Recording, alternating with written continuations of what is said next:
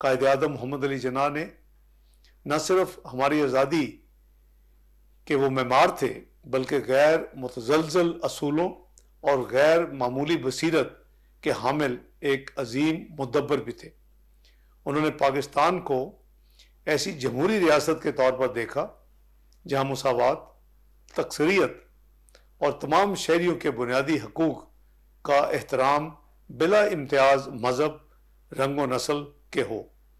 11 اگست 1947 کی اپنی تاریخی تقریر میں انہوں نے واضح طور پر فرمایا کہ ریاست کسی شہری کے درمیان کوئی فرق روا نہیں رکھے گی۔ اقلیتوں کے حقوق، مساوات اور مذہبی آزادی کا تحفظ ہمارے آئین اور قومی تشخص کا بنیادی ستون ہے۔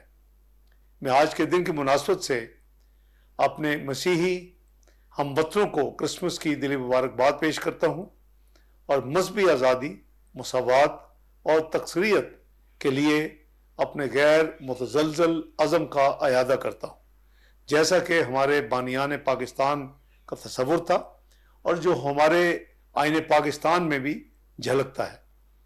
ہمارے مسیحی ساتھیوں نے تعلیم، صحت، عوامی خدمت اور قومی دفاع کے شعبوں میں پاکستان کی تعمیر و ترقی میں گراں قدر خدمات انجام دی ہیں اور ہمیشہ خلوص، حب الوطنی اور وقار کے ساتھ ملک کے پاکستان کی خدمت کی ہے۔